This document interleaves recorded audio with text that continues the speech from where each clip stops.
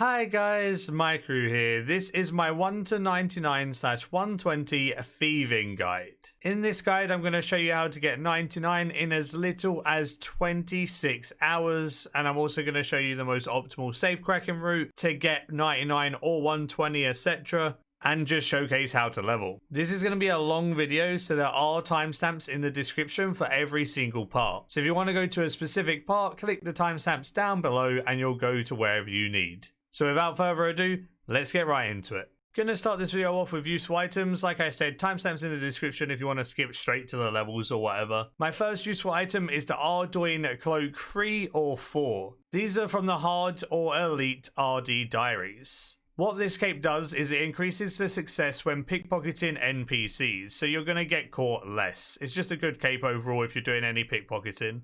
The second thing I want to talk about is the Abyssal Lurker. This requires 62 summoning and is a very, very big help when going for 99. The reason why it's a very big help is because its special attack boosts 4 visible thieving levels. This means it allows you to do methods earlier than normal. So for example, if I say a method in this video requires level 90, you could technically do that 4 levels earlier and get it done at level 86 with this familiar. The next useful item is the Black Ibis outfit. You can obtain this from doing Pyramid Plunder or buying it from Vic the Trader. It gives you 1% bonus XP per piece, and there's 4 pieces in total, and if you have the whole outfit, you'll get 5% extra experience. It's very, very rare from Pyramid Plunder, and typically is not worth grinding for. You're not going to get your XP back in the time it takes you to get the outfit, honestly, especially with Safecracking being so fast, etc. The only way I would say get this is if you have quite a lot of points with Vic the Trader by trading in some bonus XP. You could buy it that way if you're going for 200 mil. If you're going for 99 or 120, it's probably not worth it, even then. Next up is the Exoskeleton set. This is obtained from the Plague's End quest when you get to Prif. This has a 25% chance to avoid being stunned/damaged when getting caught pickpocketing. This is absolutely huge for things like Dwarf Traders. Exoskeleton bracers also act as gloves of silence. They have a 5% increased pickpocket rate, and it gives the XP boost of the Black Ibis. If you own the Black Ibis, you'll get the XP boost still while wearing this. Then the third outfit, the best outfit, is the Master Camouflage outfit. This is made with fragments. You need 70 thieving to start collecting the fragments, and you need 20 invention to combine the fragments alongside 80 thieving. This outfit's very, very slow to get, and you typically won't get it by the time you're 99 by doing normal thieving. But if you do shifting tombs, you get a very high amounts of fragments. So if you did want this outfit, I advise going to shifting tombs to get it. Otherwise, with normal thieving methods, you're going to be like 105 thieving or something by the time you get it. What this Master Camouflage outfit does provide, though, is a 7% chance for double pickpocketing, a 7% chance to avoid being stunned when pickpocketing. It teleports to useful thieving locations like Pyramid Plunder, and it also teleports to every single Prif clan, which is pretty damn good in my opinion. It has a feature where it auto pickpockets up to 10 times in a row, although the auto pickpocketing feature is slower than if you spam pickpocketed yourself, sadly. And lastly, it also gains the effects from the Exoskeleton and Black Ibis outfits if you own those, so you always want to wear this one as it combines them all.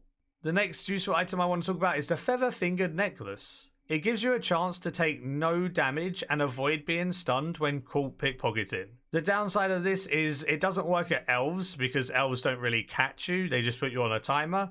And it's only really good for Dwarf Traders, and not many people do Dwarf Traders now because of Safecracking, so it's a good item, but no one really pickpockets anymore. Another useful item is a soul in a box. This can be made with invention after Nomad's Elegy quest. This soul in a box has a chance to summon a distracting soul which helps with pickpocketing. But again, this is only good at Dwarf Traders really nowadays, and it's really not worth the investment, as I'd probably rather do Safecracking over Dwarf Traders nowadays. The last useful items I want to talk about are just generic useful items. Avatar buffs should always be used to get 3 to 6% more XP depending on how much fealty you have from capping. The Wise perk gives you 1 to 3% more XP depending on its tier. Auras like the Premier Club and Wise Aura can just give you generic better experience when doing anything. 5-finger discount aura as well for whenever you're doing any type of pickpocketing with thieving is also a very good aura. So these are some generic buffs I wanted to include at the end. Now on to the actual leveling process. Starting out from levels 1 to 5, you want to do Pompous Merchants that are in Tavali. Right next to the Tavali lodestone, Pompous Merchants are all over the place. You just want to pickpocket them over and over again until you hit level 5. This is around 6,000 experience an hour, and it should take you around 4 minutes to get to level 5, and then you can move on to the next thing. The next thing is bakery stalls, and you want to do these bakery stalls from level 5 to level 14. There is one in Catherby, which is where I'm standing right now. The stall is located right near the bank. You can just stand behind the stall and infinitely pickpocket from it, and you never ever get any guards attack you or anything like that. So it's a bit better than the Ardy one. This is around 11,000 experience an hour, and it should take you around 10 minutes to get to level 14 using this method. When you hit level 14, you want to do the Buyers and Sellers quest. This quest will reward you with 525 XP, it will take you around 5 minutes to do the quest, and then it will unlock the Thieves Guild. The Thieves Guild is where you want to level when you hit 15, so it works perfectly. From levels 15 to 35, once you've done that quest, you want to do the Thieves Guild doors. Obviously these are located inside the Thieves Guild, which you unlock after Buyers and Sellers. All you gotta do is open up the top 3 doors and hop worlds every time you open up all 3. They automatically close on their own after about 10 minutes, so you just continuously hop to worlds that haven't been pickpocketed and opened. And then once you've hopped to like 25 different worlds, you can then just go back and repeat the list. These are 61,000 experience an hour at these levels, which means it should take you only 20 minutes to get from 15 to 35. Now from 35 to 41, you want to do all the Thieves Guild doors, which requires a lockpick now. The bottom 3 doors require level 35 thieving and a lockpick. So you do the top doors as normal, but you also do the bottom 3, and then it increases your experience an hour dramatically. This is 83,000 experience an hour at this level, and it does get even faster at higher levels, which is pretty cool. Which means 35 to 41 is only 14 minutes of work. Yeah, you have to hop worlds, yeah, it's a little bit annoying, but it's so worth it. This is where you get a choice. From levels 41 to 62, there are 2 things you can do. You can continue doing your Thieves Guild doors. That requires your lockpick, and it's going to take you about 3 hours to go from 41 to 62 with the Thieves Guild doors, netting around 85 to 120k experience an hour at these levels. The higher level you get, the more XP you're going to get, because it's going to be easier to open up the doors. Although on the right hand side, I'm showcasing Koshin Volunteers. This nets you with more XP, it's a bit more click intensive, and it does require another quest done. It requires the feud quest so that you can blackjack. So if you fancy doing something else, or you want to do the most efficient thing, Koshin Volunteers is a little bit better at these levels. This is also in the Thieves Guild, and you just lure one of the volunteers into a room, continuously knock him out, loot him when he's on the ground, and lure him again, knock him out, loot him, and repeat the process. When you're Koshin Volunteers, you can get 2 to 3 pickpockets when they're on the ground. If you're doing it super efficiently, you can get 3 pickpockets every time, but the timing can be a bit difficult. So if you only get 2 pickpockets each time, that's fine too, you'll just get slightly less experience an hour. Doing Koshin Volunteers is 90 to 145,000 experience an hour, and it's only going to take you 2.5 hours. So you're going to save half an hour doing Koshin Volunteers, but if you haven't done the feud is probably going to take you about half an hour, so you're technically not saving much time, and you may want to stick with Thieves Guild doors. At levels 62 to 76, you want to do Mistfulin Safecracking. This requires all of the Thieves Guild caper quests. You need to do all of them to unlock Safecracking. You also need a lockpick for this one. The route I would take is I'd start in Varrock, and I'd just use a Varrock teleport to the middle. Then you can surge up into the Varrock Palace, go up the stairs, go up the ladder to the southeast, and then when you're on the roof, you want to go into the building to the southwest of the roof.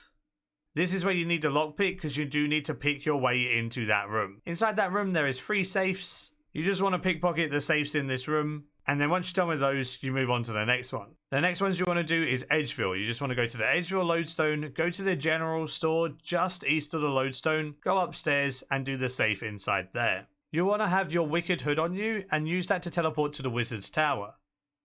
You want to go down 1 level from the top of the Wizard's Tower once you've teleported with your hood, and there are 2 safes on this floor.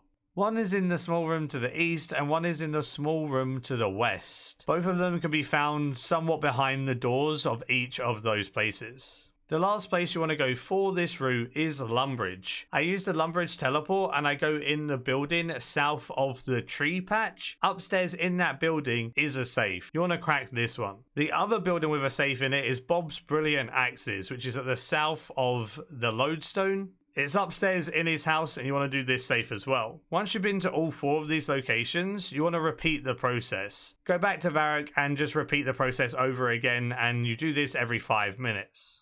This is going to net you 250 to 300k experience an hour, and it should only take you 4 hours to get from 62 to 76 because Safecracking is absolutely OP. I'm going to put this location recap on the screen at the end of every leveling process, so you can just pause the screen here if you want to keep that as reference. And remember, whenever you're cracking saves, whenever your loot bag is full, go to Lumbridge, go to the Thieves Guild, and hand in all of the loot that you've got in your bag.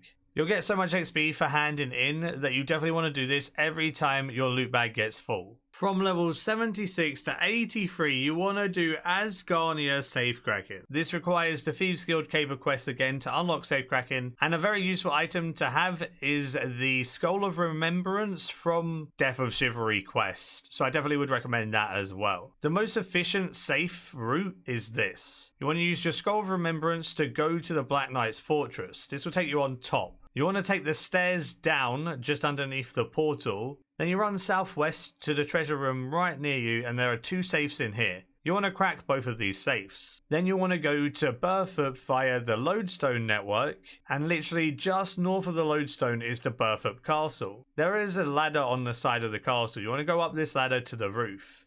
When you're on the roof, you want to go into the middle building, and there is 2 more safes in here.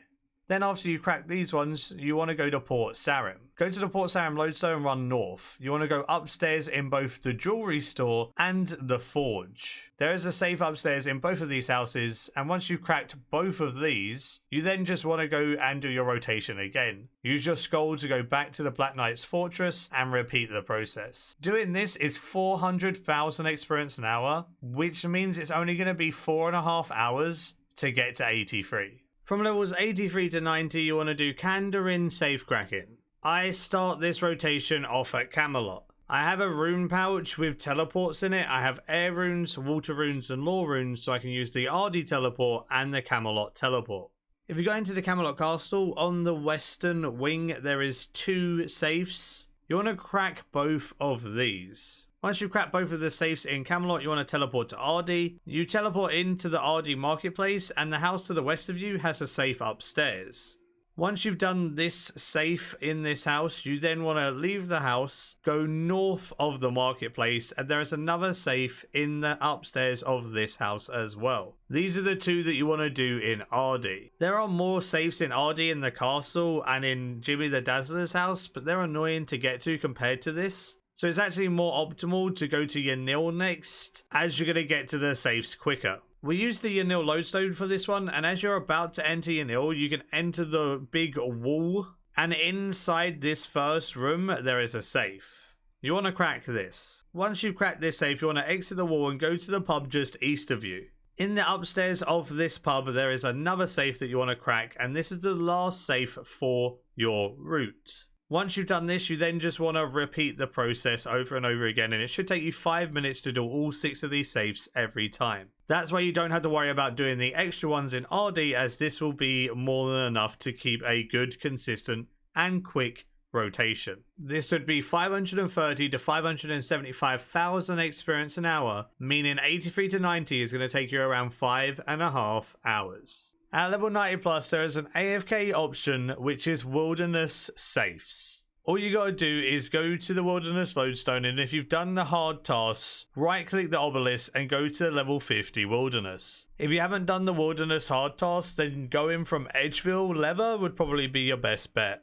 You want to go into the Rogue's Castle. You go in on the east side and go up 1 level. Once you've gone up 1 level, there is a room with 3 safes in it. If you're doing the AFK method, you literally just AFK in this room the whole time. The safes take 5 minutes to respawn, and it probably takes you around a minute a safe if you're AFKing it to crack them. You can even pickpocket from the rogues outside while waiting for the safes to respawn if you wanted to. They do give you bloodweed seeds and such here and there, which is pretty neat. But just doing these saves whenever they're up, AFKing in the wilderness, it's 600,000 experience an hour. So literally just AFK in these saves would be 13 hours for 99, which is just absurd. When you're actually being active, which I'll showcase in a second, is even faster.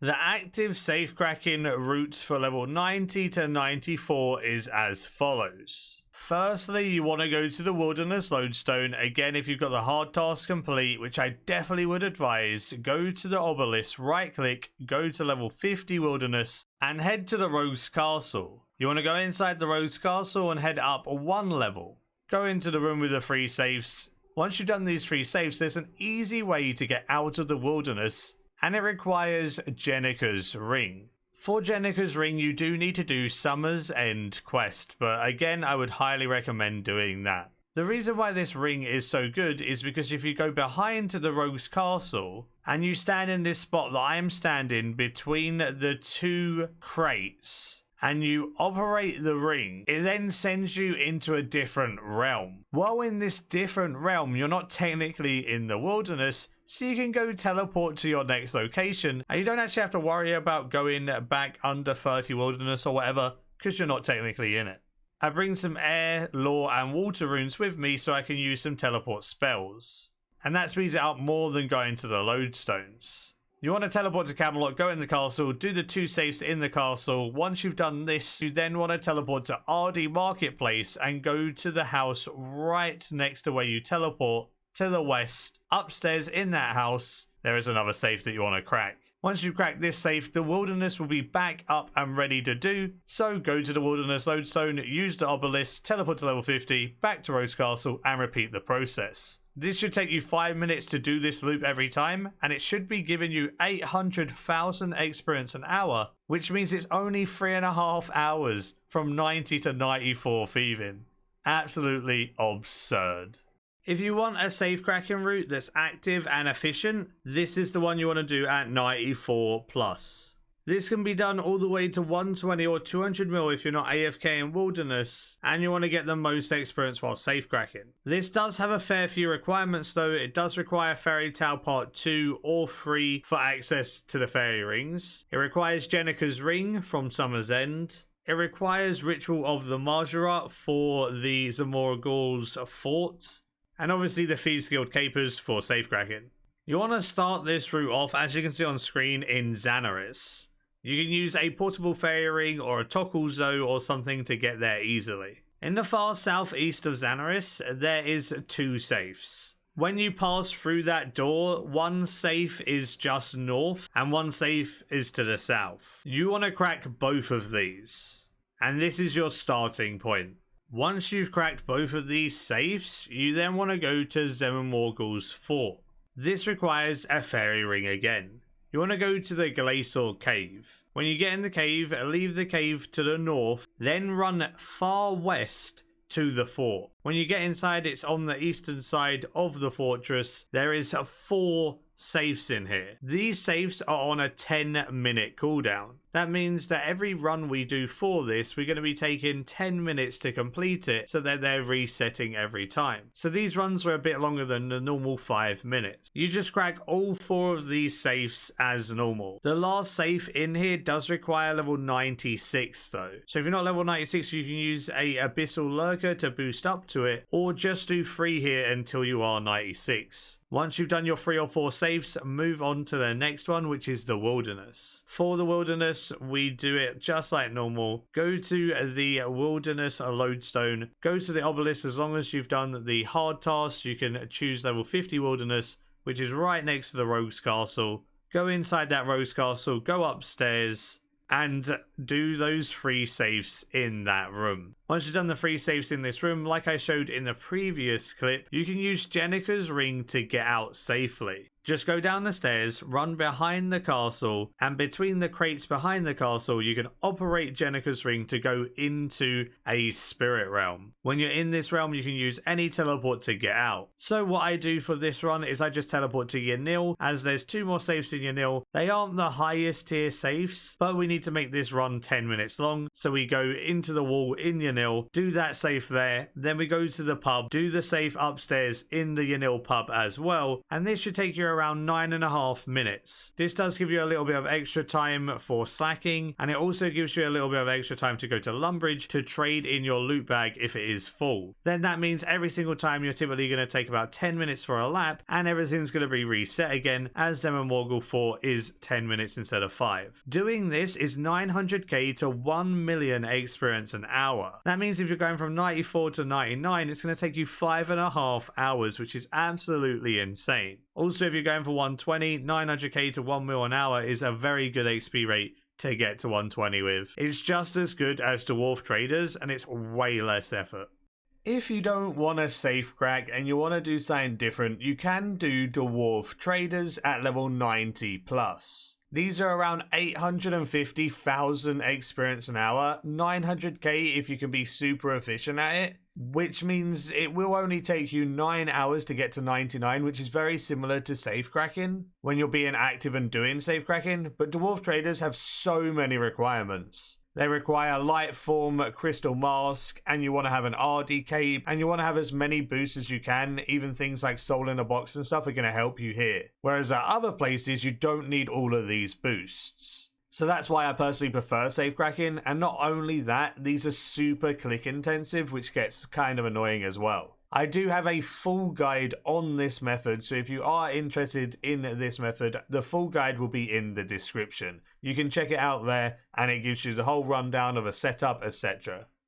The other alternative I would suggest at 93 plus is Prifddinas Elves. The reason why I've given 93 for this is because you can do 3 different clans at 93, which means you should be able to do a rotation between these. Any higher than 93, then you have even more clans to choose from. Obviously, you can use your Abyssal Lurker to boost higher as well. These are a super AFK way of training, and you can also get clue scrolls from doing this, which is a nice added bonus. These are very slow experience though, they are 300k experience an hour. They do require Plague's End and access to Prif, as they are within Prifddinas. If you want to AFK for longer and you have Crystal Mask and Lightform unlocked, these are useful here to make you AFK for a longer period between switching clans. After a while, you'll be caught pickpocketing the elf. They'll have this little marker above their head showing that you can't pickpocket from them again. Just go and pickpocket another elf from that clan when this happens. Once you've been caught once, there's an increased chance of you being caught the second and third time, so you'll be able to AFK for less time once you've been caught once.